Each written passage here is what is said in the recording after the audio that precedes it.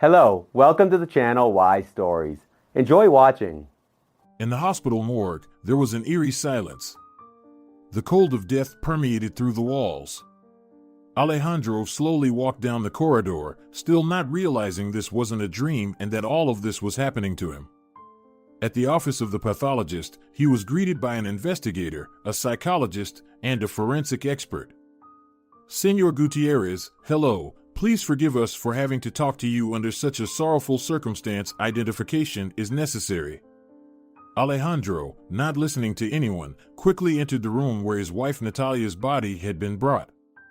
Sometime later, he emerged as a completely different person. With an unsteady gait, like a drunkard, he made his way to the exit and, lowering himself onto the snow-covered asphalt, howled like a wolf who had lost his chosen one. Natalia! My God! Why? Medical students, upon hearing this inhuman mournful cry, shuddered and huddled together behind their teacher, who, as if nothing had happened, continued to dissect the body and philosophically remarked, "Get used to it, you'll see more of this in our line of work." And turning around, he looked at the frightened students. "Everyone on your feet? Well done." In the 8th group, we had to use smelling salts to wake 2 of them the day before yesterday. So, who can tell me what needs to be done in such a situation? A timid girl raised her hand, and although her eyes widened with horror, she quietly said, "Administer a sedative, place the patient under medical observation." "Acceptable," nodded the mentor, placing a separated liver in a special tray. "But what if the patient resists?"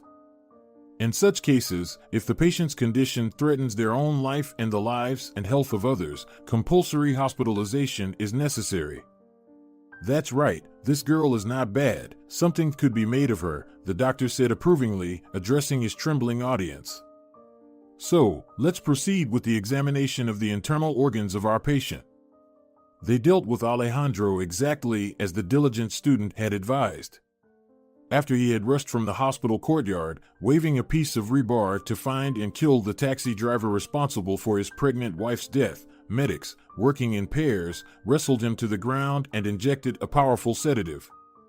He woke up only the next day in the intensive care unit of the city's psychiatric clinic. "Well, how are you, my friend?" The attentive eyes, greatly magnified by powerful lenses, stared directly into his bloodied soul. Alejandro mumbled something incoherent. "Another 10 milliliters, and let the infusion continue until 3 p.m., let's say." Having given instructions to the nurse, the doctor left.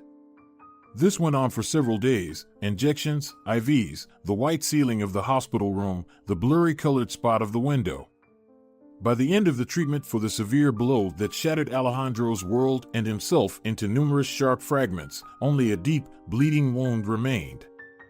It hurt so much that breathing was difficult, but he no longer posed a threat to other people, those who, in some unknown way, continued to behave exactly as they always had, talking, laughing, eating, drinking, walking, and breathing, without even suspecting that one moment, one wrong move, could destroy everything they had, forever. A few days later, Alejandro submitted a letter of resignation to his workplace. The director, who highly valued the experienced and efficient employee, expressed his condolences and told him that he was free to do as he pleased, but that this decision should be made with a clear head. He granted an unscheduled paid leave, even though Alejandro had taken his annual leave just 3 months ago, in August, when he had taken his pregnant wife to the seaside. When he thought back to their happy past, the wound that had not yet fully healed began to bleed so heavily that Alejandro rushed out of the house in a panic, anywhere to avoid seeing these walls where they had been happy not too long ago. He didn't turn to alcoholism because he hardly drank at all, only a little on holidays, but he practically didn't eat and had lost 15 kilograms in just under a month. His phone remained unplugged, lying in a drawer in the hallway cabinet with other unimportant items. Alejandro often wandered aimlessly through the streets. The world was shrouded in a haze of fine snow dust. From a distance, the houses, cars, and people seemed like barely distinguishable silhouettes drifting in the dense white haze. The pale, dim blanket that covered the sky did not let a single ray of sunshine through. It's a good time to stick head in a noose. A wild and piercing thought suddenly visited Alejandro, and despite its monstrous nature, it seemed appropriate and even tempting. He immediately felt somewhat calmer as soon as he realized that if he wanted to, he could end all of this at any moment, send the ephemeral remains of his meaningless existence to hell, and enter another world, immerse himself in eternal rest, and meet his beloved Natalia and their unborn daughter there, beyond the invisible boundary. Yes, that would be wonderful. And only one tiny but persistent thought itched at him, not allowing him to fully embrace these blissful plans. What if it's not true? What if there's no peace for me even there? Raised by a strict and devout grandmother, Alejandro, who had lost his parents at an early age, had absorbed the religious beliefs imposed on him about heaven and hell, about how an upright Christian should behave, and about the fate awaiting suicides who dared to stray from the God-ordained path. But what's the point? Alejandro agonized, wandering aimlessly through busy streets, winding alleys, past city squares filled with sleeping trees and fallen leaves. We, like blind kittens, crawl and flutter about, not knowing or understanding what awaits us. And so, slowly ambling and tormented, Alejandro found himself by the river. He hardly paid attention to his surroundings or knew where he was. He descended to the water and walked onto an old pedestrian bridge connecting the upper part of the city and the lower part, known as the creek in the local parlance. The creek was mainly populated by small private houses that had once made up the entire city before the war. The bridge was narrow and practically deserted, with only a few passers-by hurrying to shorten their route, emerging from the thickening twilight, and a kind-hearted old lady was tossing bread to the ducks, leaning on the rickety railing. Alejandro hardly noticed anything. He just kept walking and walking, wherever his eyes took him, without thinking about his destination or the end point of his journey. Near the end of the last span, something disturbed him, as if an intruder were persistently knocking on the firmly closed doors of his thoughts. Alejandro winced in annoyance, shrugged, and glanced around. Blinking, he attempted to shift his focus on the reality, trying to pinpoint the source of the annoying noise. After a couple of minutes, standing and listening, he realized the irritating sound was coming from the bank, somewhere very close. He descended from the bridge to the water's edge and among the dry reeds, saw some movement, about a meter from the edge of the semi-rotted footbridges used by fishermen in the warmer months. The sound would stop and then start again, tormenting Alejandro's battered psyche. Approaching a bit more, he finally spotted the source, some small creature struggling in the icy water near the bank, attempting to climb onto solid ground. Desperate attempts were accompanied by sharp, crying screams. That's how those enduring hardships cry out in hopes of rescue. This poor soul was lucky, salvation had arrived. Alejandro, with one foot in a high boot, stepped into the water, reached out, and pulled the wet whimpering puppy by the scruff. Having made it up the slope, he placed the pup on the snow-covered grass, still green, recently trimmed by city services, and examined it closely. The puppy was very small, barely over a month old, with its eyes barely open, glued shut from the cold and tears. Its fur, indistinctly dark in color, was matted with stiff icicles, and its thin tail trembled. Actually, its whole body quivered like an aspen leaf, crying desperately and trying to crawl somewhere, instinctively seeking warmth and dry shelter. Alejandro, after gazing at his unexpected find for a moment, awkwardly wiped it with his scarf, tucked it into his coat, and turned back towards home. However, on the way, he changed his mind and, taking a detour relative to the shortest route, found himself near a veterinary clinic, a familiar place from happier times when he and Natalia brought a little parrot here a few years ago, sick with some avian disease. The small reception area was nearly empty, with only one visitor sitting there with a cat carrier, waiting for their turn. She passed the time by looking at something on her smartphone, occasionally tapping invisible buttons. "Are you the last one?" Alejandro asked, even though it was obvious. Yes, the woman nodded without taking her eyes off the small screen. Soon, she was called, and Alejandro was left alone, or not quite alone. The foundling, who had whimpered for the first few minutes, had now warmed up and fallen asleep. Carefully opening his coat, the man noticed that the little one, pressed against his warm body, was peacefully snoring with the tip of its pink tongue poking out. "Come in." The door to the vet's office opened, letting out the woman with the cat. Alejandro, with the puppy tucked inside his coat, entered.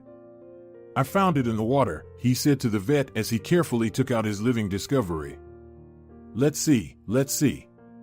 Who do we have here?" The eyes are barely open.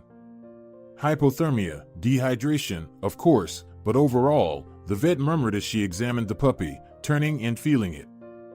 The puppy, protesting and not understanding why its warm and cozy place suddenly disappeared, whimpered while sitting on the lookout table. "So, look," said the doctor after the examination, "it's not all that bad. He's weakened and dehydrated, of course, but he hasn't reached a critical state yet.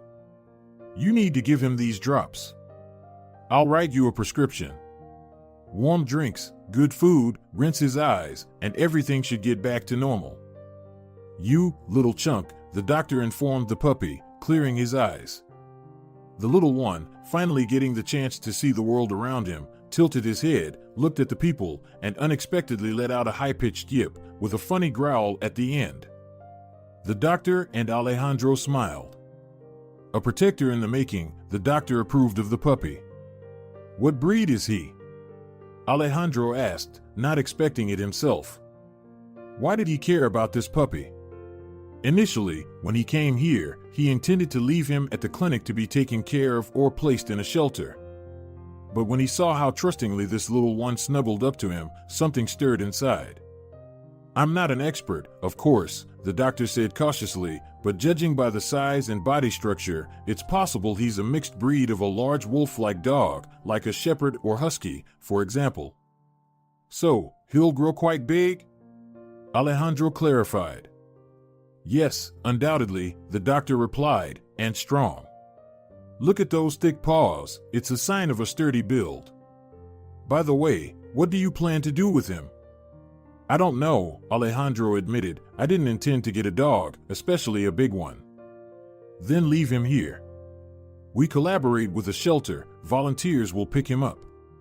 Perhaps, for now, I'll take him with me," Alejandro suddenly decided, "and we'll see from there." "Okay, then come for a checkup in a week or two. At this age, they grow very quickly, and we'll need to examine him again. And if there's an emergency clinic not far from here. Here's the address." The doctor handed him a business card. "Thank you." Alejandro put his little foundling back into his coat, and they left the clinic. Finally home, Alejandro first took the puppy to the bathroom, filled a basin with warm water, and thoroughly cleaned him with a sponge, wiping him dry with a towel. Once dry, the little one became plush, light gray with a darker stripe along his back, a dark face, ears, and pale spots above his eyebrows, on the tips of his paws, on his chest, and under his tail. "Huh, you're pretty handsome as I see," Alejandro said, smiling. The puppy wagged his thin tail, coiled it into a little circle, and, with a comical stride, hopped closer, settling by Alejandro's leg. He raised his head and yipped again, this time without any growling. "Well, hello there." Alejandro picked him up, and the puppy, reaching out to his face, quickly licked his cheek with his warm and soft tongue. "Oh, you silly one," he petted the little guy. "You must be hungry," Alejandro suddenly realized. He went to the kitchen, poured some milk for the puppy, and the little one eagerly and quickly lapped up every last drop. Late in the evening, with the foundling pup snuggled up on the carpet at Alejandro's feet, peacefully snoozing, his plump belly exposed, the sole inhabitant of the empty house sat in a thoughtful contemplation in his armchair, gazing out into the darkened windows. There was minimal lighting in the apartment, except for a small hallway lamp. The curtains were open, allowing an unobstructed view of the quieting city. "I found a puppy today. I almost thought about ending it all, but he wouldn't let me. Forgive me, Natalia. We'll be together again when the time comes," Alejandro thought sadly. These nightly conversations with his deceased wife were now his only solace, along with this four-legged little one, saved from certain doom. As if hearing his melancholic human thoughts, the puppy whimpered in his sleep and twitched his paws. "Still putting up a fight, little warrior?" Alejandro said to him and, leaning over, gently stroked his tummy. The puppy calmed down and fell silent. They sat like this almost until dawn, and Alejandro didn't go to bed. He hadn't slept in the bedroom for a long time, where not too long ago it had been warm and cozy with his wife. He slept on the couch in the living room, and sometimes, like tonight, in the armchair. Early in the morning, the puppy woke up and, whimpering, started wandering around the room. Alejandro, too, woke up from a brief restless sleep, and upon seeing the puppy's distress, picked him up, put on his coat, and stepped out into the frosty November air. He placed the little one on the grass by the entrance, and the puppy immediately relieved himself. "Good job," Alejandro praised him and started walking ahead. The puppy followed along, sometimes whimpering if the human walked too fast. They walked for about half an hour before Alejandro decided that it was enough for such a little guy and turned back home. Returning inside, he fed his new pet, had some coffee himself, and then lay down on the couch. For the first time since the terrible tragedy, he slept a deep and relatively peaceful sleep. He woke up when the pale autumn sun was already high in the hazy sky, peeking through breaks in the drifting cottony clouds. He lowered his legs from the couch, and his heel was immediately licked. "Wow, are you going to wash my socks now?" Alejandro laughed. "Well, let's go have lunch." As it turned out, it was almost dinner time by the clock, and both of them enjoyed a meal of scrambled eggs with canned meat and had their choice of either coffee or water. From that day on, their life rhythm was set: eat, and then you can sleep, sleep, and then you can eat. Of course, Alejandro still missed his deceased wife, but at least thoughts of suicide no longer plagued him. He felt responsible for the life of another living being, one who depended entirely on him. The days passed, and the puppy grew before Alejandro's eyes. In almost a year, the small, clumsy pup transformed into a long-legged, well-built canine adolescent. He had small, erect ears like a husky's, a slender, slightly fluffy tail, jauntily curved upwards like a saber, and observant dark eyes. Soon, Alejandro realized that his tail-wagging friend was incredibly smart. An opportunity to understand this came during a walk. In the morning, as they were running, the dog got distracted. Alejandro heard him barking and rustling in the distance in the bushes. He tried to call out, no response. He approached, intending to express his disapproval for such improper canine behavior when he saw a human leg sticking out from under the bush. Alejandro whistled with concern and, leaning over the person lying there, felt a faint pulse. There was a weak, trembling beat. The dog was circling nearby, whining anxiously. The person under the bush was incredibly heavy, and it proved extremely challenging to move him higher. Moreover, the thought occurred to Alejandro, moving an injured person without knowing what's wrong with them is not a good idea. "Sit here," he said to the dog, "guard, and wait for me. I'll be back soon." And he left to find help. Anyone familiar with raising puppies would understand how difficult it is for an untrained young dog to understand what's required of them. However, this dog understood and did as his owner commanded. Alejandro himself couldn't explain why he had acted this way, leaving the dog with the injured man. But it turned out to be the absolutely right decision. Climbing up the slope, Alejandro asked the first passerby to call the police and an ambulance, explaining the situation. He hadn't taken his phone out of the drawer. Then he encountered a pair of patrolling police officers in the park. "Please come with me," he said to them. "There's a man down in the bushes, unconscious." As they approached the scene, they heard loud and angry growling and muffled shouts. When they got closer, they saw quite a spectacle. Two dubious-looking individuals were circling around the unconscious man, and the dog, bristling and baring his teeth, was defending the fallen person. Seeing Alejandro, the dog barked joyfully and intensified his retaliatory attacks.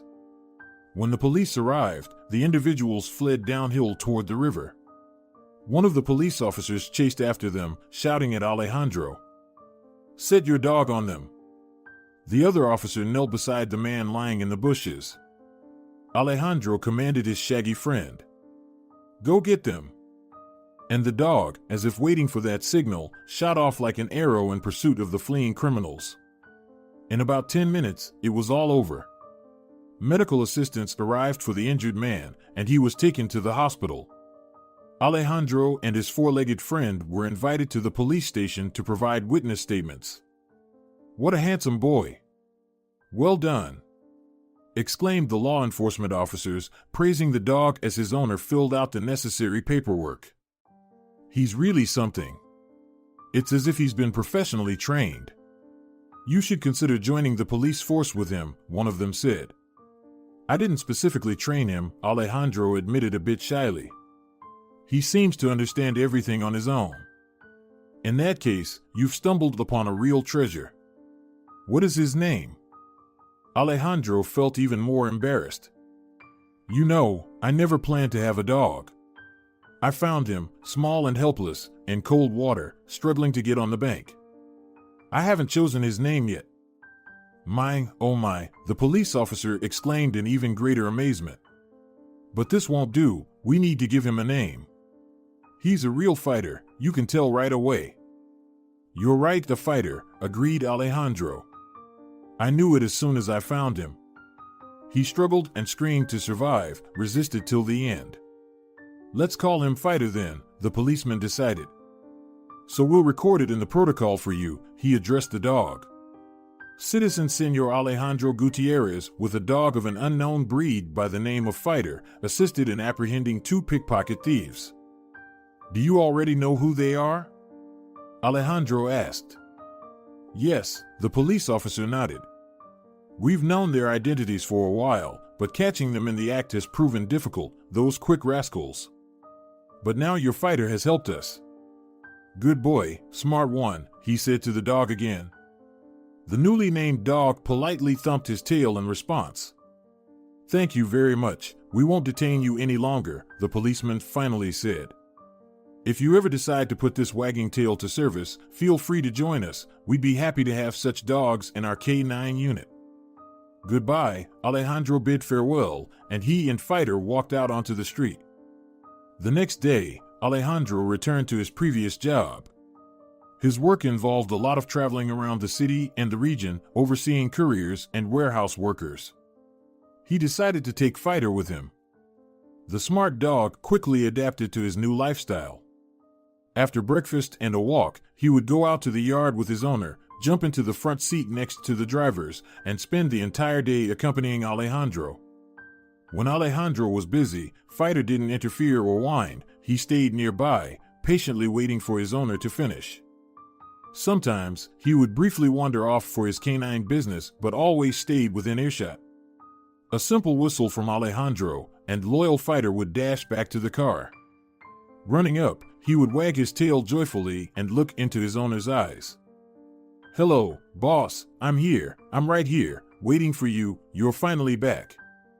A few days later, Alejandro received a call from the police station during his lunch break.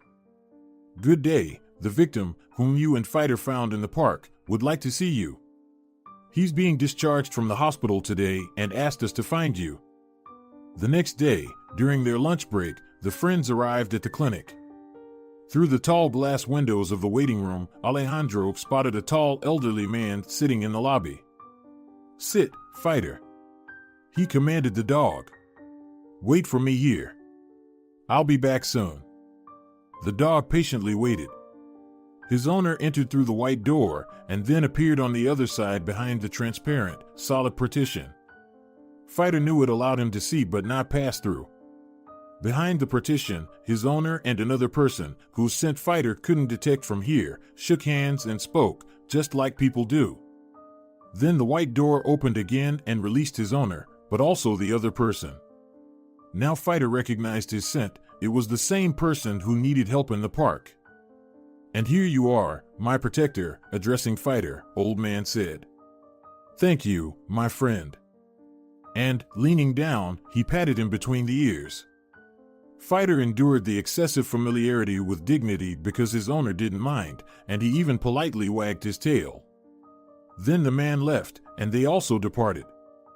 In the evening, Alejandro poured himself some coffee and also prepared a cup for Fighter, who had picked up some human habits during this time, like drinking coffee with milk.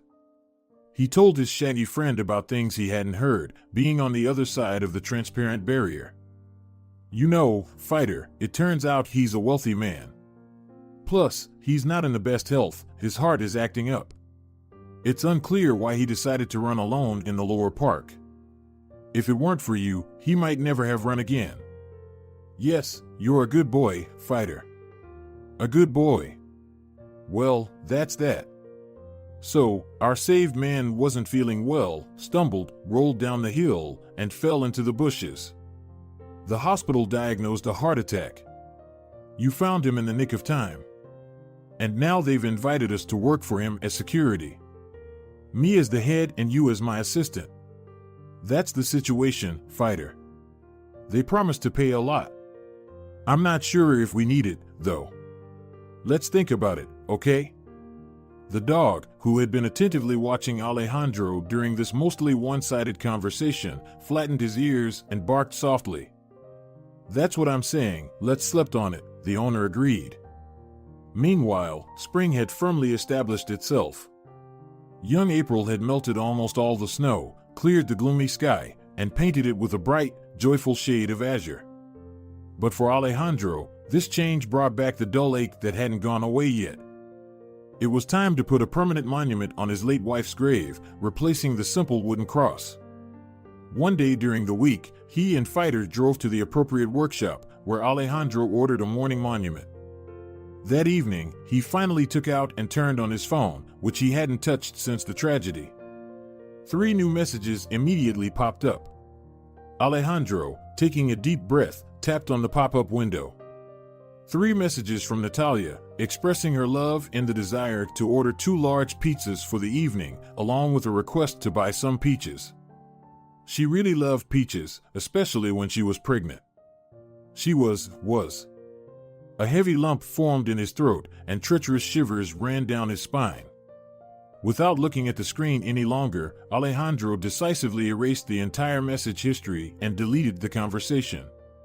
Then, he lay down on the couch, facing the wall, and fell silent. His faithful Fighter, who had been sitting quietly on the side all this time, silently crept closer, sniffed the smartphone lying on the table near the couch, let out a faint whine, feeling that it had upset his owner, and nestled his smart muzzle on Alejandro's shoulder. After some time, the owner turned around, stroked Fighter's head, and the dog gently licked Alejandro's tear-moistened face, whimpering softly. It's okay, Fighter, it's okay, the owner said, petting him. Everything's fine. But the next day at work, an unpleasant surprise awaited him. They sent all the employees home. What, Alejandro? You don't follow the news? His co-workers were surprised. They declared quarantine. There's a global epidemic, a virus. I don't keep up with it, Alejandro agreed. What's there to look at? And for a whole month, they stayed indoors with Fighter, only going out when absolutely necessary, and even then, not closer than 100 meters from home. These were the harsh new rules, and it turned out that dog owners unexpectedly found themselves in a more advantageous position. People without dogs were only allowed to go out to the store or the pharmacy. And everyone, absolutely everyone except dogs, had to wear protective masks. But Fighter didn't like this situation at all. Accustomed to freedom, he followed Alejandro with his tail, whimpering and looking into his eyes, as if asking what was happening and why they were cooped up. It's a pandemic, buddy, his owner explained. A virus, damn it. It's awful what's going on. During this month of isolation, Alejandro considered accepting Don Marquez's offer, the unlucky runner they had unintentionally saved.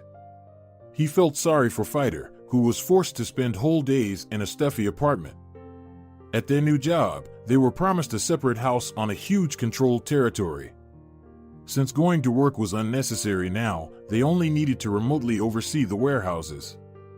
Alejandro contacted the potential employer, obtained all the necessary permits to travel by car somewhere other than the pharmacy or hospital, and, with an ecstatic Fighter in tow, set off on the designated route.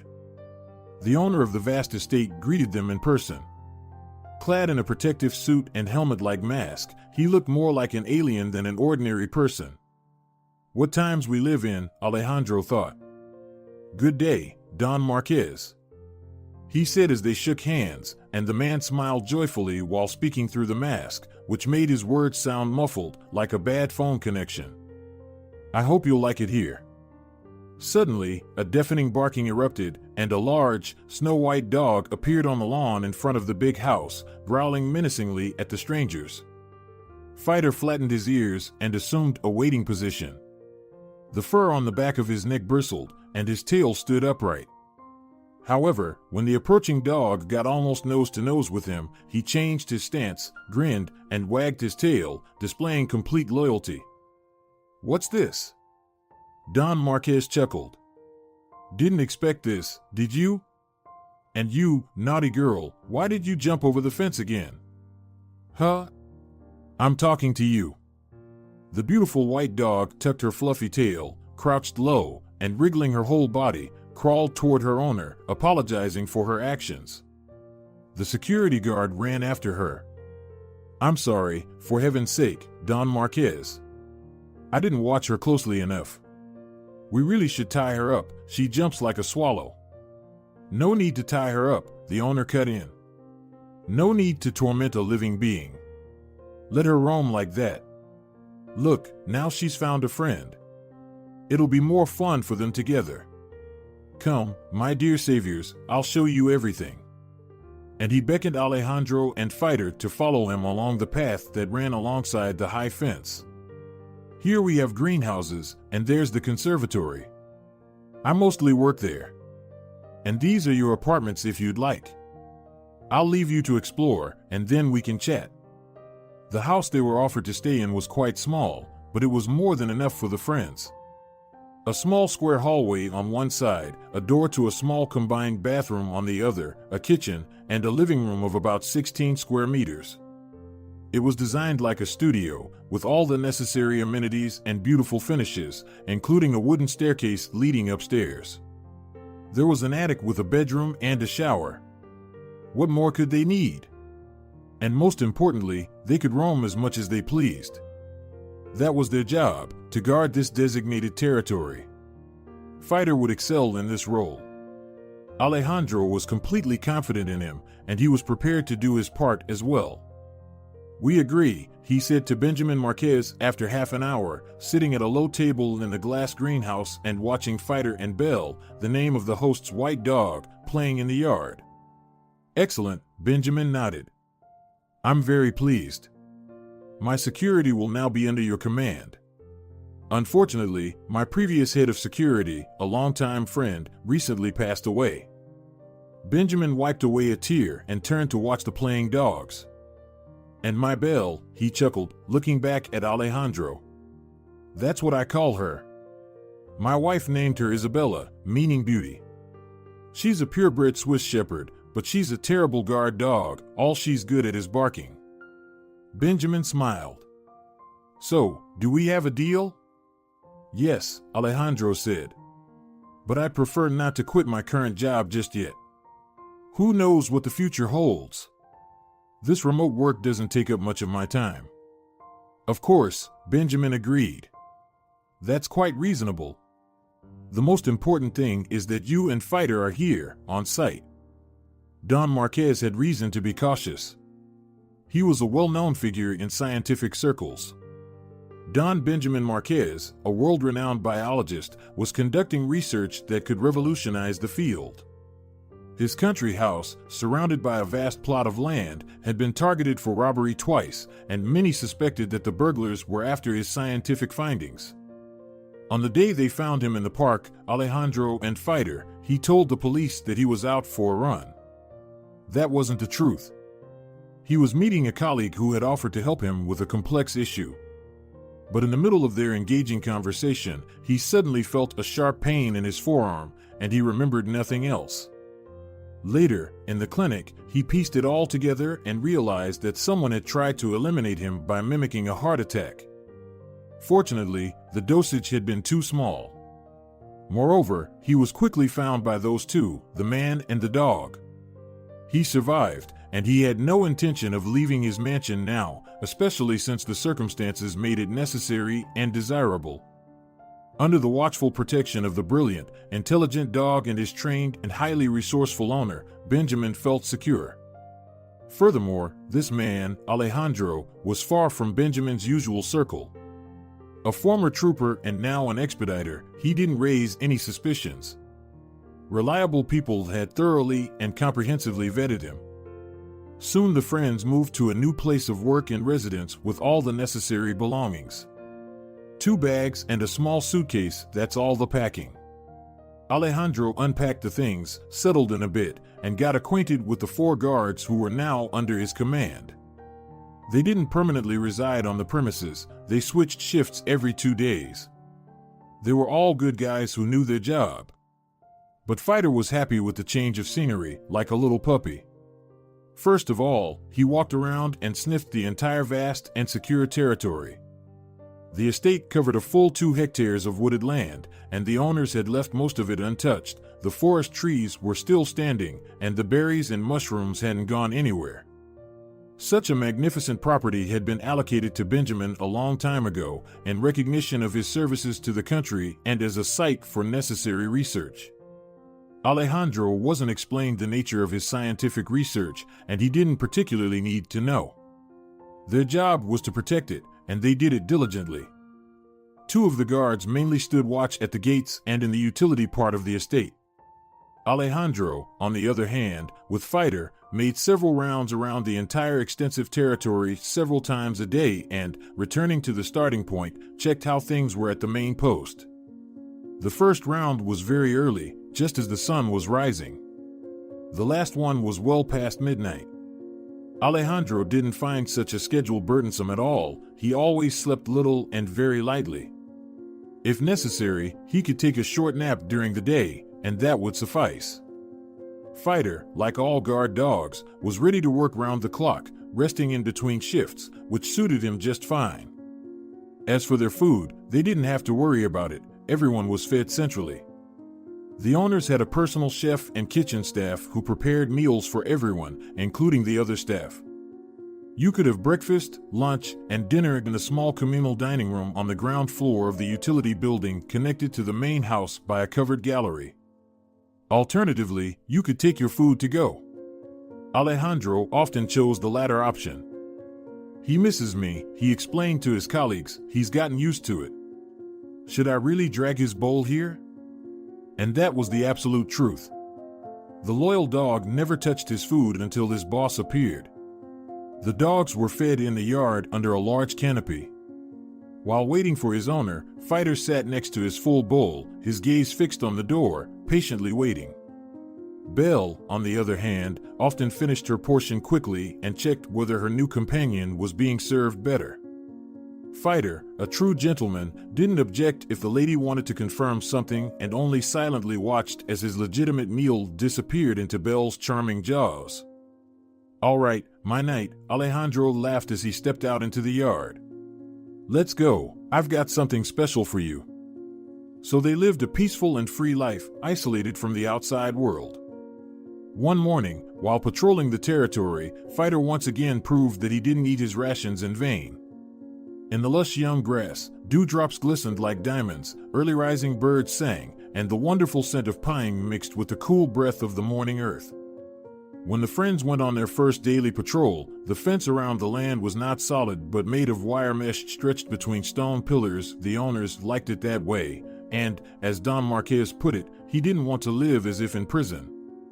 At one point, Fighter lagged behind a bit, sniffing something under a large spreading oak tree, and Alejandro, walking slowly along the path along the fence, suddenly saw a homeless-looking fellow who had settled down to do his business near the fence. Before he could say a word, Fighter, who had darted like a gray lightning bolt, jumped over the fence and, landing right next to the man, without a word, grabbed him from behind and pulled his sagging pants down even further with a growl. The tipsy man, hardly having time to realize and notice what had happened, literally jumped out of his pants in fear and, as naked as he was, rushed away into the forest, screaming in terror. Fighter, immediately jumping back, proudly laid at his owner's feet his military trophy. Alejandro bent in half with laughter, and the smart dog, who could keenly sense human emotions, even felt a little offended. What? Won't they praise me for honest service? The boss just laughs at me. He sat down next to the homeless man's pants and, squinting in a contemptuous grimace, turned his snout away from the owner. That's when Alejandro, controlling himself, said seriously to him, trying not to laugh out loud. Well done, fighter, but you need to take those pants back. Honestly, take them and carry. And all the way back, the dog proudly marched with the pants in his mouth, and the comrades in arms laughed for a long time, hearing from Alejandro this humorous story, and praised Fighter, one after another. Oh, you gray little wolf, don't mess with someone like that, guys, y'all hear? Don Marquez also laughed when he learned about the morning incident and used Fighter as an example to Belle. This is a smart dog who knows who's good or bad, and you, fool, bark at everyone and wag your fluffy tail at everyone. And the lovely Belle just smiled at her owner, showing all her dazzling pearl-white teeth. In this way, without noticing it themselves, the friends spent most of the spring, summer, and almost all of autumn in their new place. November had come again, the month in which Natalia's life tragically ended. On this sad anniversary, he was gloomy and uncommunicative, didn't come for meals, and answered his comrades' questions with monosyllables, blaming it on a headache. Poor Fighter, sensing his owner's mood, followed him like a careful shadow, occasionally nudging his wet nose into his palm. In the middle of the day, Alejandro couldn't bear it, excused himself from Benjamin, and went to the cemetery, leaving Fighter on guard, instructing him to wait for him and protect. He stood for a long time at the fence near the newly erected monument, talking to Natalia, as was his habit, and to their unborn daughter. Well, hello, my dear. How are you all? Fighter and I are doing fine. We now live in the countryside. He enjoys the beauty and space here, but for me, it doesn't matter where I am without you. Alejandro sighed heavily. We have a pandemic here. Things are bad. Hospitals are a nightmare. People are brought in by hundreds and thousands. Sports complexes are converted into hospitals. I've rented out our apartment for now. Nice people have moved in, tiny ones, so don't worry, Natalia. And he talked to his wife for some time, sharing the latest news. When he returned to his post, Alejandro found an ambulance car in the yard. It turned out that Benjamin's wife was being taken to the clinic. The insidious virus had made its way here. During the commotion, Alejandro took Fighter into his house, which was unusual, but the dog seemed restless, peeking out the window, until the owner scolded him. So the offended dog lay down by the door, nervously twitching, listening to the sounds coming from the street. When the ambulance left, Alejandro released him. It was time for dinner, and contrary to his usual behavior, the dog darted to the door leading to the dining room. Alejandro was amazed. He entered to pick up his food as usual, and Fighter, nearly knocking him over, slipped between his legs and rushed with a growl towards the glass door inside the room, leading further into the gallery. It was then that Alejandro realized something was amiss and decided to let the dog show him what was wrong. He opened the door for Fighter and followed him. The dog, pleased that he was understood, lowered his nose to the floor and went with a subdued growl, sniffing along the gallery. He's picked up a scent, Alejandro guessed. Following the dog, he opened the necessary doors, walked through corridors and rooms, climbed stairs, and finally arrived at a large, massive wooden door with a small window at the top. The door was located on the top floor of the mansion.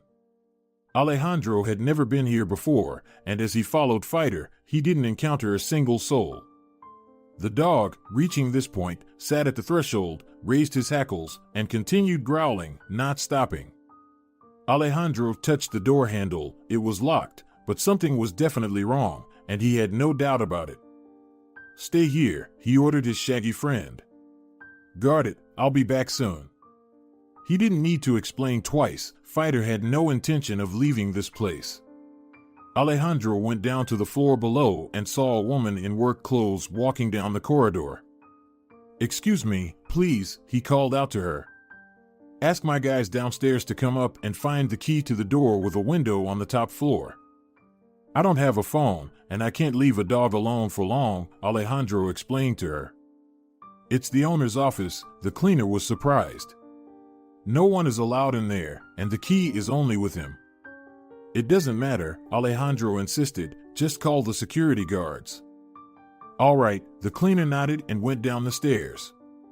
As soon as she disappeared from view, one of the doors on the second floor swung open, and Don Marquez himself appeared on the landing in his home attire, with a robe thrown over it. He looked sad. Alejandro, he exclaimed, what are you doing here? Fighter led me upstairs, the young man explained. He was so eager to get inside and worried, so I decided to personally check what's going on. Now he's sitting by your office door and growling. Let's go see what's there, Benjamin worried. No, Alejandro protested, you shouldn't go there, it's too dangerous. Give me the key. The guys will be here soon, and we'll assess the situation. All right, Benjamin reluctantly agreed, returned to the room, and brought a bunch of keys. This one, he pointed to Alejandro, but I request that you take personal responsibility, there are valuable documents in there. Of course, Alejandro nodded. Don't worry. Footsteps on the stairs were heard, and Hugo, one of the guys from the street post, appeared. You called for me? He inquired. Mateo stayed downstairs. That's right, Alejandro approved. Come on, we need to check the office. The two of them went back up 2 flights of stairs and found Fighter still in the same alert posture, sitting by the door. When he saw his owner, he wagged his tail a couple of times and then lowered his muzzle back under the door, sniffing something and growling threateningly. All right, Alejandro whispered. I'm going to open the door, I'll go in, and you stay outside to guard the exit. Understand? Hugo nodded in agreement. Alejandro inserted the key into the lock and turned it 1 full turn. The lock creaked quietly, and the door swung open. A flimsy lock, Alejandro thought, but Fighter had already burst inside, sticking his snout through the gap in the door. Inside the large room, without hesitation, he rushed to tear down the curtain, leaping around frantically. A shot rang out from behind the curtain, and the dog, yelping, collapsed on the parquet floor. Alejandro cursed himself for not bringing any weapons or a phone from the house. He had only gone for dinner. Leaping onto the swaying curtain, he shouted to Hugo. Come here. Hugo didn't lose his composure, and a few seconds later, he and Alejandro were wrestling the young man hiding behind the curtain to the ground. The police arrived fairly quickly, as did the ambulance and veterinary care. The criminal was taken away to a well-known place behind bars, while Fighter and his owner were taken to a 24-hour clinic for our smaller brothers. Fortunately, the bullet had hit the dog in the shoulder, and no vital organs were damaged. Alejandro spent almost the entire night in the veterinary clinic's waiting room, waiting for the operation to finish, and then waiting for his loyal friend to wake up from anesthesia. During this time, nearly the entire staff had expressed their admiration to him, both as a pet owner and for having such a brave dog. You've raised him so well, the female doctor told him. Coming out after the surgery, many dogs in his condition, like after car accidents, for example, behave either aggressively or go into shock and fear everything, trying to bite doctors and resisting treatment. But yours, even though he was in acute pain, managed to lick my hand while I was giving him an injection. He's like that, Alejandro agreed, smiling. Brave and kind. I named him Fighter. What a darling, the doctor exclaimed. How about a shorter nickname? A nickname? Alejandro pondered. I don't really use nicknames with him, to be honest. I know, the doctor suddenly said, raising her eyebrows. He's Fighter, so you can call him Fitch. It sounds snappier and shorter.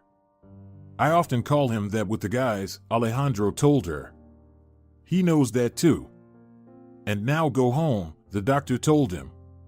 It's time for you to rest too. What about you? Alejandro suddenly asked. Aren't you leaving? I'm on around-the-clock shift, the woman laughed. I have work to do, I'll leave in the morning. Then I'll leave in the morning too, but together with my friend, Alejandro declared, settling into a chair in the waiting room. If you don't mind, I'll take a nap here. Oh no, the doctor protested. We have a special waiting area for owners, just for such cases. Come with me, I'll show you. There are coffee machines and a water cooler there. Then I invite you for coffee, Alejandro smiled, giving her a slight bow, for saving my boy. Oh, there was nothing too serious for him, except for a lot of blood loss, the woman said, embarrassed. It was actually quite lucky, he didn't even hit any ligaments. In a couple of weeks, he'll be as good as new.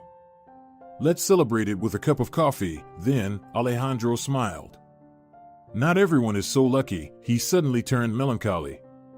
The woman looked at him attentively but said nothing.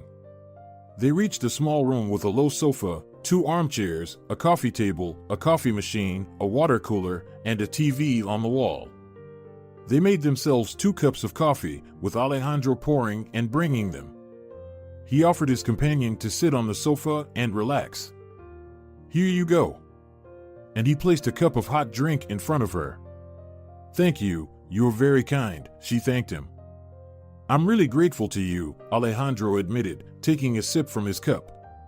Besides Fighter, I have no one else. They fell silent, enjoying the quiet and the hot coffee. Suddenly, Alejandro snapped his fingers and hit his forehead with his palm. My goodness, I didn't even ask your name. I'm sorry, it's probably the stress. I was really worried about my friend.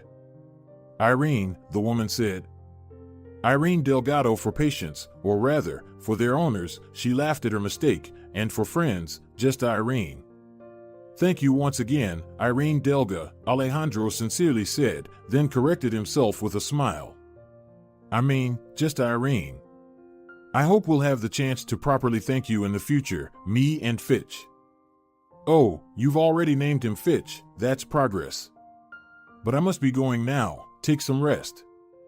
After she left, Alejandro, sitting in the chair, took a short nap, then woke up, checked the time, and realized there was just about half an hour left until 8 in the morning. That meant he could soon pick up Fighter and go home. He went out into the corridor, then walked around the clinic, feeling hungry. He got into his car and drove to the nearest fast food joint that was open early. After eating, he also bought 2 large pizzas for the veterinary staff. Returning to the clinic, he left them at the reception desk, received their thanks, and then went to pick up his furry friend. Irene was no longer there, and another doctor, a young guy who looked more like a student, gave him Fighter's documents, discharge summary, and a list of recommendations. Now, go straight down the corridor to the inpatient area. There's a door on the right with a sign. That's where you'll find your Fighter in the first room. Fighter, seeing his owner, wagged his tail joyfully and smiled. Hello, I missed you so much. Alejandro approached him and kissed his shiny black nose. You're my hero, he told him. A good, very good dog, my dear Fitch. At home in the estate, a solemn reception awaited the 4-legged hero. The owner, Don Marquez, greeted him as a dear guest. The most delicious meaty treats were prepared especially for Fighter, along with vitamins and medicines, all to help him recover faster. If it weren't for you and your owner, my life's work would have been in vain, Benjamin said. Now I'm forever in your debt. It wasn't me at all, Alejandro said, feeling a bit embarrassed. It was all Fitch. Fitch? Benjamin raised his eyebrows at the new name for the dog. Yes, Alejandro nodded affirmatively. We decided that he deserves a cute nickname. Oh! Benjamin exclaimed, clapping his hands. He deserves everything he desires. But Fitch didn't desire anything more than to be with his beloved owner, to take walks together, guard the property, swim in the river in the summer, and frolic in the snow in the winter. Wasn't this the ultimate dream for any loyal dog, to have the person who meant the world to them always by their side? The hero dog recovered quickly. Within a few days, he stopped limping on 3 legs and confidently put weight on the injured one. A few weeks later, he was running around as if he had never been injured. The wound left by the criminal's bullet quickly healed, covered by a new coat of fur that made it almost invisible. And as for the estate owner's security team, with the exception of Alejandro and Boy, they had a thorough debriefing. "How did you let this scoundrel slip through?" Clearly, he didn't crawl through the fence, the security team was grilled. "We didn't see anyone from outside, except for the doctors and paramedics who arrived with the ambulance," the guards defended themselves. Further investigation, with the involvement of the police who interrogated the apprehended offender, revealed the following: an armed spy infiltrated the house by disguising himself as a paramedic. It turned out that he had been lurking nearby, observing the house and its daily routines, calculating how to breach the carefully guarded perimeter. Upon seeing an ambulance approach, he saw his chance, quickly made the necessary call, and his accomplices promptly delivered the required uniform. In the paramedic's attire and a mask, he slipped through the open gate in the chaos without arousing suspicion from the security or the residents. Undoubtedly, he would have achieved his goal if not for Fighter's keen nose and his owner's intuition. Irene, the veterinarian who treated Fighter during the middle of her shift, didn't expect to witness the following spectacle: a cunning canine face poked through the open office door, holding a bouquet of several chrysanthemums and roses in its teeth. Then, the four-legged benefactor squeezed through the door himself and, approaching her, carefully placed the flowers at her feet. "Fitch, my dear, where did you come from?" Irene exclaimed, surprised and delighted. "What a charming bouquet. You're a true gentleman." The dog, sitting on his hind legs, raised his front ones and performed an endearing bunny hop. "Oh, you're such a good boy," the doctor admired him. "What a sweetheart." "We came to thank you," Alejandro told her, entering the room after Boy and smiling. "Thank you very much. And this is for you too." He handed her a large box of chocolates. "You really shouldn't have," Irene blushed. "And that's not all," Alejandro said. "Boy and I would like to invite you to dinner at the dog-friendly restaurant if you don't mind." "Oh, how lovely. Can you bring dogs there?" Irene asked. "Yes, well-behaved dogs," Alejandro clarified. "I'm sure Fitch is very well-behaved," she replied. "He practically raised himself," Alejandro admitted. "I found him almost 2 years ago, pulled him out of icy water near the pedestrian bridge in the old town." "I know that place. There's a Belgian Malinois kennel nearby," Irene said thoughtfully. "I've been there a few times for calls." "What kind of dogs are Malinois?" Alejandro asked, not being particularly well-versed in dog breeds. "They are Belgian Shepherds, one of the varieties of their national breed. These dogs, quite popular nowadays, are known for their agility, intelligence, and trainability." "Fitch loves to jump," Alejandro smiled. "He can leap pretty high." It immediately struck me that he resembles a Belgian Malinois mix and possibly another large shepherd breed, Irene pondered. It's possible that 2 dogs of different breeds accidentally mated, and the kennel owner decided to get rid of the unwanted puppies. "That seems likely," Alejandro agreed.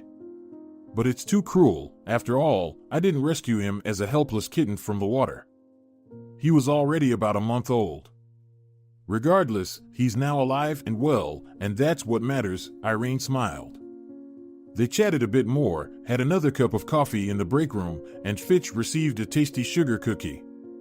Then, Alejandro and his loyal friend bid farewell to Irene and left, confirming the date of the upcoming dinner for the following Friday.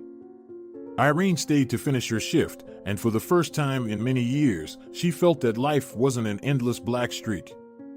Once, she had been happy, loved, and now, all that remained was her job.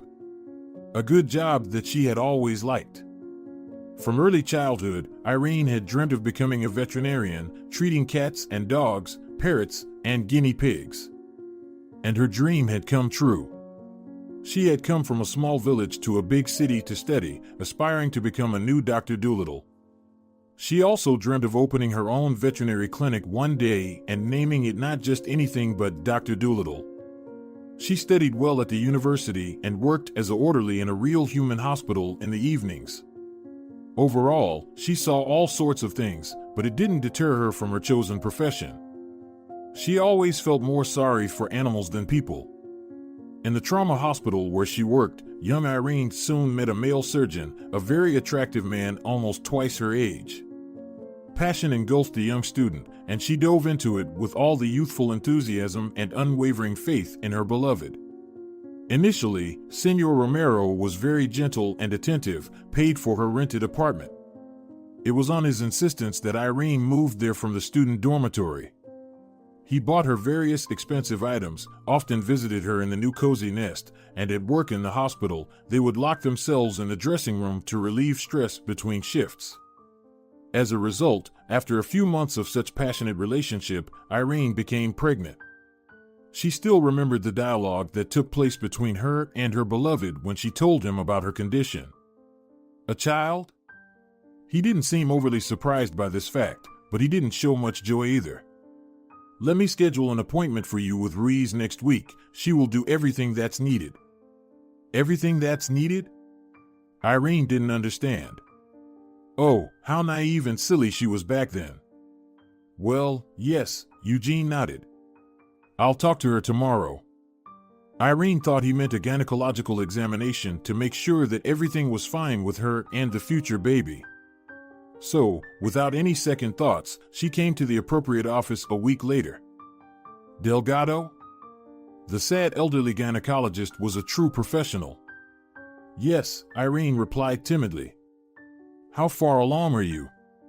The woman asked while arranging some intimidating-looking instruments on the spotless sheet. About 4 weeks, I think. About? Do you keep a calendar? I don't have time, Irene blushed. I'm still studying. Everyone's a student, the gynecologist rudely told her. It's not for my good, be more careful in the future. Now, come on, get on the table. Do you want anesthesia or not? What do you mean? Irene still didn't understand what was happening.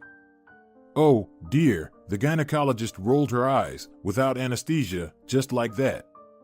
Anesthesia costs money too, but your admirer will pay for it, so it doesn't matter.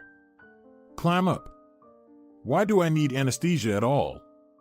Is it necessary for the examination? Did you come here for an examination? The gynecologist was amazed. Then, my dear, you got the wrong door. The women's consultation is downstairs. What's here, then? Feeling nauseous, Irene asked, barely able to breathe. This is pathology, the doctor snapped, and here, I deal with young fools like you. You mean, something began to dawn on Irene. Yeah. So, are we going to keep playing this game of misunderstanding, or will we finally get to it? No, you know, Irene mumbled, retreating to the door, you got it all wrong. Ah, I see.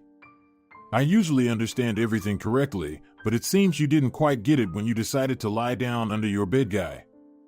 Well, Irene stammered, not finishing her sentence, and quickly left the room, slamming the door behind her.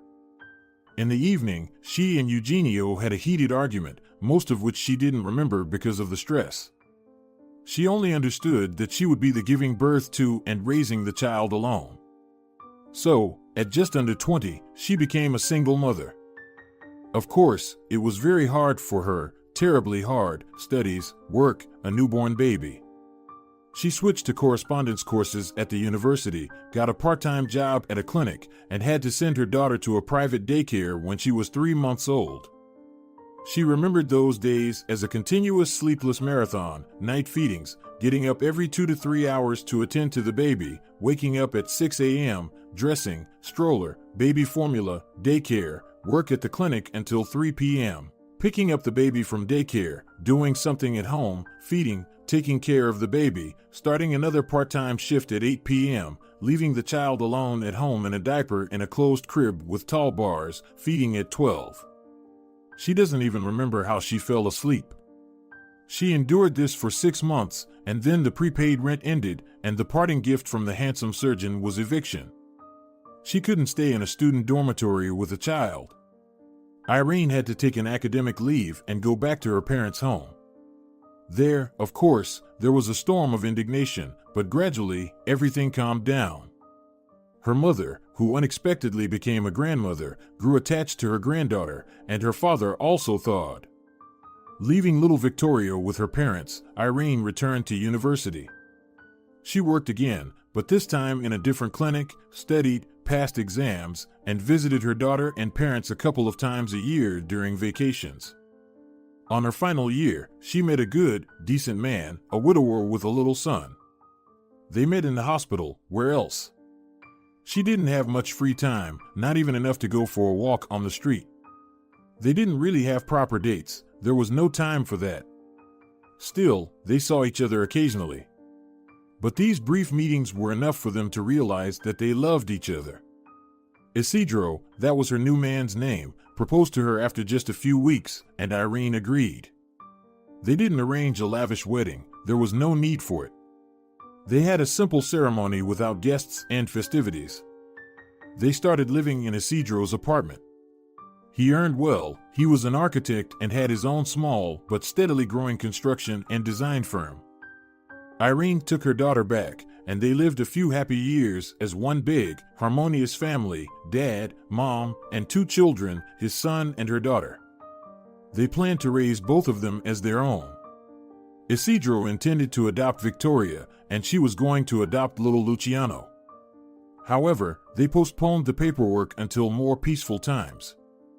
Irene was finishing her university studies, and there was too much to do at home. They were building a large country house. But one day, Isidro went on a business trip for his company and didn't return home the next day or even after a week. Irene started searching for him. She alerted all the authorities, but Isidro disappeared without a trace. They only found his car by the river with his belongings scattered around. According to the investigators, it might have had something to do with his business, and he must have crossed someone. To say that Irene was in shock would be an understatement. She simply didn't want to live, couldn't breathe. She sent her children to her mother, locked herself in the apartment, and just lay there, staring at the ceiling, waiting for her own death. Her mother saved her, worried that her daughter wasn't answering calls. Irene hadn't eaten or drunk anything for several days and didn't react to anything. She was placed in a social center sanatorium where they helped people in such situations. There, she gradually regained her composure. This is who we should learn from, Irene thought, taking care of the unfortunate dogs and cats at the veterinary clinic. Learn the joy of life, the joy of one's existence. While we are alive, we can share the one thing that no one can take away from us: ourselves. Even the most insignificant, destitute being can share their love with another creature. That's the meaning of life in self-sacrifice. Such thoughts made Irene feel better. The bitterness and disappointment from losing her loved one gradually turned into joy at the opportunity to give herself to someone, to share her warmth, care, and life. She returned, reintegrated into society, and got a job as a veterinary intern at the clinic. After some time, having confirmed her qualifications, she began practicing independently. Victoria, her daughter, and Luciano, Isidro's son, lived with their grandmother, Irene's mother, and Irene herself would visit them on weekends. She intended to adopt Luciano because besides her, he had no one left. On Friday, towards the end of her work shift, Alejandro and Fitch arrived, dressed nicely and in a cheerful mood. They brought her a funny cactus in a pot with arms sticking out in different directions, resembling a cute little gnome. The 3 of them got into the minivan and headed to a restaurant where a table had already been reserved. There, they had a wonderful, very joyful, and positive evening, sampling dishes from the menu and laughing at Fitch, who sat on the couch next to them, looking puzzled and whining as if to ask, "What's all this? I know I'm not supposed to eat from plates." With his head comically turning from side to side, he looked at his owner with confusion. After a few minutes, Alejandro, feeling sorry for his friend, placed Fitch's treat on the floor, and the dog calmly enjoyed various delicacies. Then, with permission from the people, he went to introduce himself to anyone who was ready. He sniffed a little poodle, who was celebrating his older human brother's birthday, glanced at 2 Siamese cats sitting in a large glass cage, pretending that everything around them didn't concern them in the slightest. and listened in bewilderment to the mocking remarks of a large gray parrot, a local veteran, who informed Fitch that Zazu, the parrot, shouldn't be touched, and Zazu was in charge here. This was a bit too much for the sensitive dog, so he decided it was best to return to his owner. Comfortably nestled under the table, Fitch rested his snout on Alejandro's leg and let out a satisfied sigh. They returned home closer to nightfall because after dinner, they took a walk along the riverbank. Alejandro remembered that it was around this time that he had found little Fitch, struggling with the last of his puppy strength in the icy water.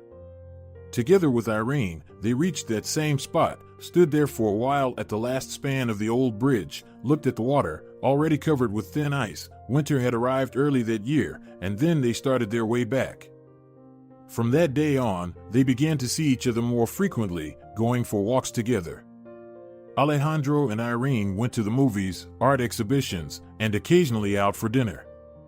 They also visited the shelter where Irene had finally healed from her tragedy. They volunteered, brought food for the animals, and walked some of the more sociable dogs.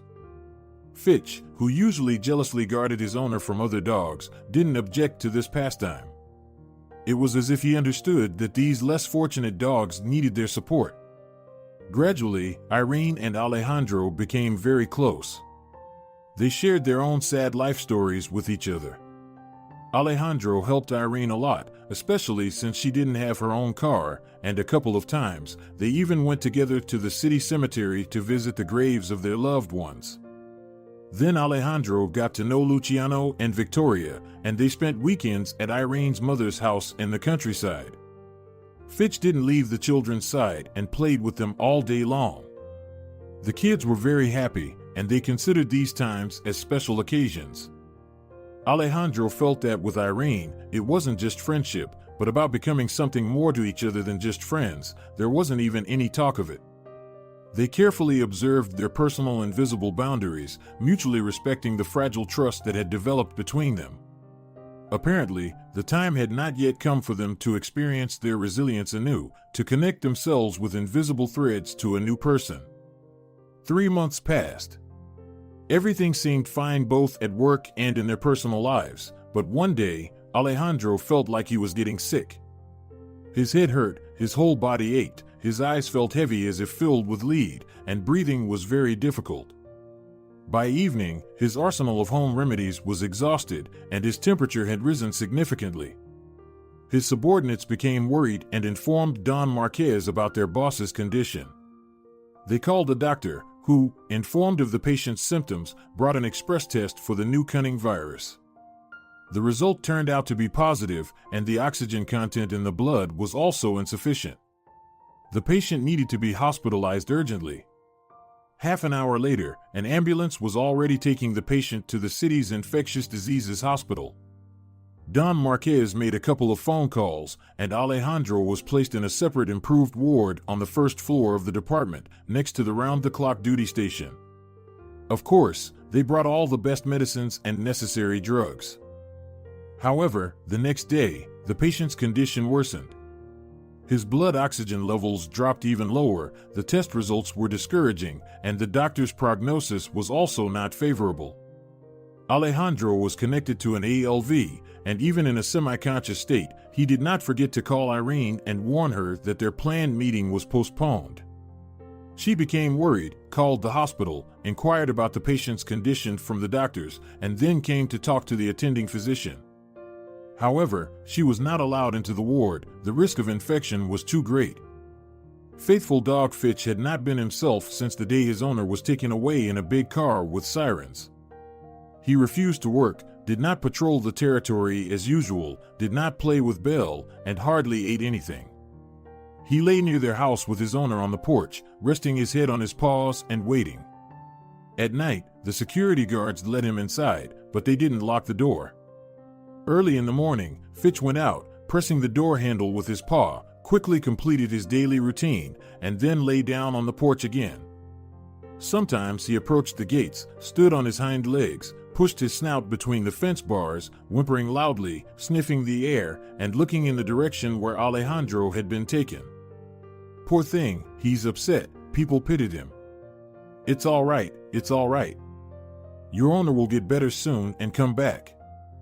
But Alejandro was not getting better, despite all the efforts of the doctors.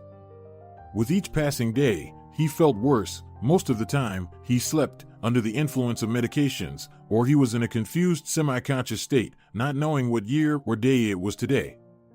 About a week or so later, he seemed to be getting a little better. He even called Irene and asked her to bring Fitch so that the dog, who had been suffering all this time, could calm down a bit and see him, even if only through the window. Irene did just that, came and brought Fitch with her. Don Marquez called the chief physician and explained the situation, asking them to let them inside the hospital courtyard. Fitch, finding himself on the unpleasant side of the fence, where, as he unmistakably felt, his precious owner was, pulled on the leash to the max and dragged Irene straight to the window of Alejandro's ward. Rising on his hind legs and pressing his wet black nose against the glass, he examined the interior, where on a white bed, entwined with colorful ropes, lay his dear friend half reclined. Irene made a phone call, and Alejandro, with his weak hand free from the tubing system, waved to Boy through the window. The dog saw his owner's lips move, calling his name. He couldn't make out the words, but having long learned to guess what the owner was saying by his lips, facial expressions, and gestures, he understood that Alejandro had called him a good boy and ordered him to wait. Well, an order is an order, and the smart dog obeyed, allowing them to take him back, even though he really wanted to stay right here under the window, just in case his owner needed him. Irene took him home, and there, for the first time in many days of Alejandro's absence, he even agreed to eat. From that day on, the entire life of the smart dog was filled with anticipation of his owner's return. Fitch saw that his friend was alive. He understood that he couldn't come to him right now. But he ordered him to wait, so Fitch knew how to wait, and now he was doing just that, waiting. He even started patrolling the territory several times a day, as he always did with his owner. But a few days later, in the dead of night, he felt so melancholic, so heavy-hearted, that he raised his smart muzzle to the heavens and saw a big glowing ball up there. For some reason, this yellow ball evoked such a poignant feeling of pity for himself that Fitch, unable to bear it, howled plaintively. At that very hour, Alejandro's condition deteriorated sharply. On the monitor screen in his ward, some symbols flashed, uneven lines with a blinking, descended, something piercingly howled, and a red light on the console indicated trouble. A bunch of people in white and blue robes rushed in, urgently brought in a large apparatus with thick wires, and, applying the large metal sensors to Alejandro's chest several times, sent a strong electric current through him. Then they inserted a tube into his throat, and he was left lying there, motionless, unaware of where he was or who he was.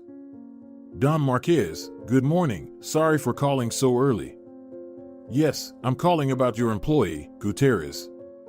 Last night, his condition worsened, he was resuscitated, and now it's stabilized, but the chances are slim if we're being honest.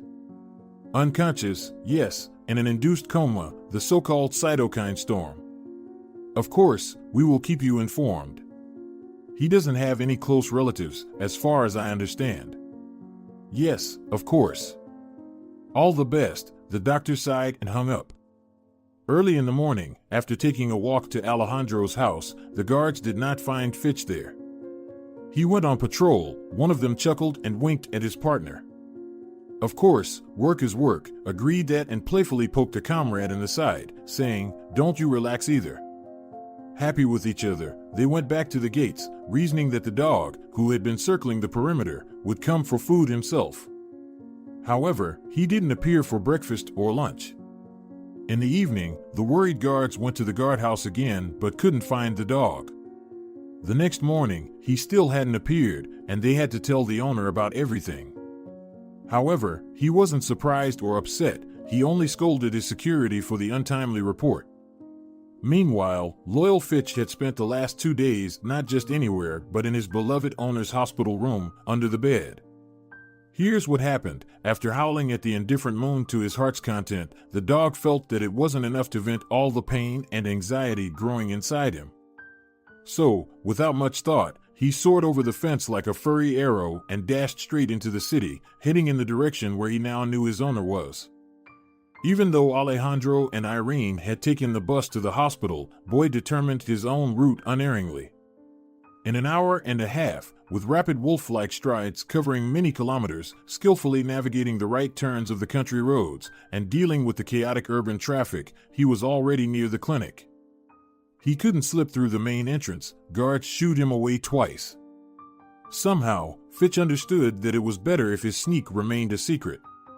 After surveying the fenced territory from all sides, he found a weak spot beneath a high concrete fence. Jumping over it would hardly go unnoticed, and everywhere he looked, there were menacing glass eyes watching him from above, occasionally blinking with alarming red light. Later, it was precisely from the cameras that they managed to determine how the dog, in a matter of minutes, dug a narrow gap under the fence, entered the territory, made several leaps to reach the desired window, and momentarily stopped in front of the glass barrier. He stood on his hind legs, examining what was happening inside, then shook his head and flattened his ears, resolutely rushing straight at this always incomprehensible obstacle that bewildered animals, and with a clang and a crash, broke the glass, thus entering the room. Of course, he cut himself on the shards. Blood was found on the floor, scattered among the broken glass. People rushed in response to the noise and sirens, shouting, pacing back and forth, slamming doors, and making calls to various authorities. They covered the broken window with temporary film and repeatedly checked the life support device readings of the patient. Fitch sat quietly under the bed all this time. When they finally understood what was happening and tried to pull him out from there, he growled menacingly and snapped a brush in half, which some foolish person had put under the owner's bed. Finally, the head, apparently their leader, arrived. When he appeared, all the others fell silent and stopped running and shouting. "What do we have here?" he asked, scanning the room with his serious, attentive eyes. "A dog, Senor Pena," his subordinates reported, broke the window, jumped inside, and is sitting under the bed. The doctor dismissively waved away the message as if it were unimportant and unsurprising, just a stray dog breaking a window and getting into the intensive care unit. "I'm asking about this," he pointed his finger at the thin zigzag line displayed on the monitor at the head of the patient's bed, where disproportionately high, icicle-shaped peaks appeared. "This?" Other staff members gathered around the monitor. "It looks like brain activity." "So, you mean that for the first time in several days, when our patient is in critical condition, brain activity is recorded? And you guys are here dealing with catching a dog sitting under the bed?" The head clarified, and his voice took on metallic notes, not promising anything good for the employees. One of them began, but Senor Pena didn't let him finish. "Go get the emergency resuscitation kit," he shouted menacingly.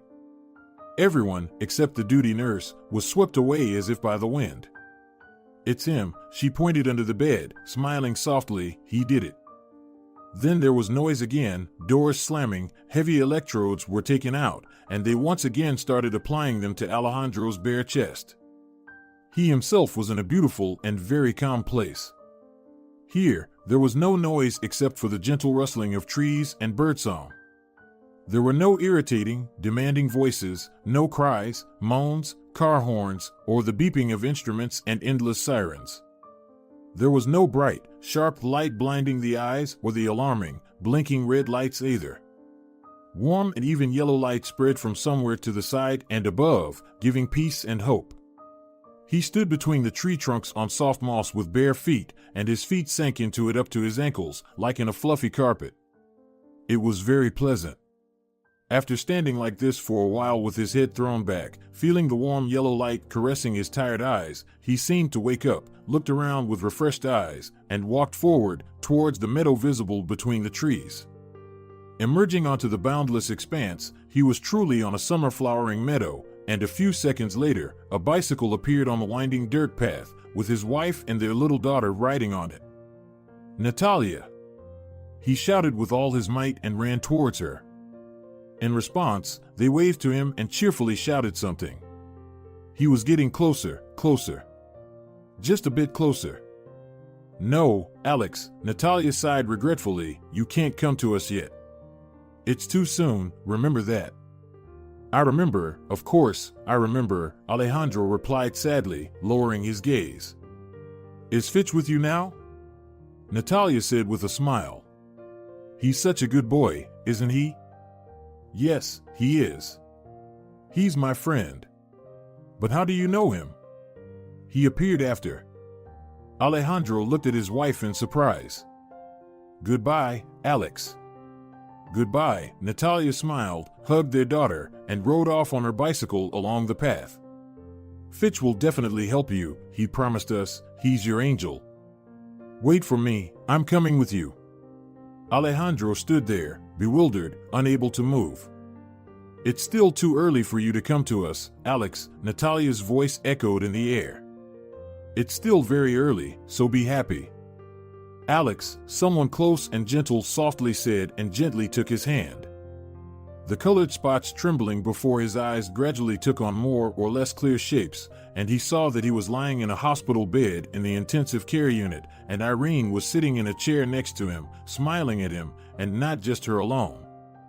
Fitch, the good, wonderful, shaggy boy, was here too. He placed his gray, intelligent head on the edge of the bed and licked his owner's hand, murmuring something softly. Irene, Alejandro whispered with great effort, his tongue barely moving, marry me. Yes, she replied softly, squeezing his hand with her small palm. Yes, I agree.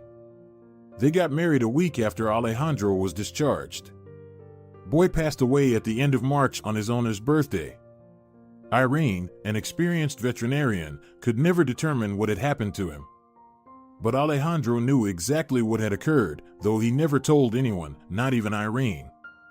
All night, as the dog slowly faded away, barely breathing, he sat next to him.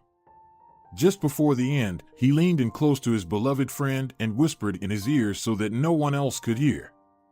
Send my regards to Natalia and our daughter, Fitch. Take care of them, and don't be sad, because we will definitely see you again. In the clinic where Alejandro had been treated, nearly dying and coming back to life, he became a hospital legend, thanks to the story of a dying patient and his loyal dog. A month after Alejandro and Irene's wedding, Snow White Belle gave birth to 5 healthy puppies. One persistent little fellow stood out, plush as a teddy bear, light gray with a stripe along his back, a dark muzzle, and ears. And, of course, they named him Fitch in honor of his heroic and beloved dad. If you're enjoying it as well, leave a like and subscribe.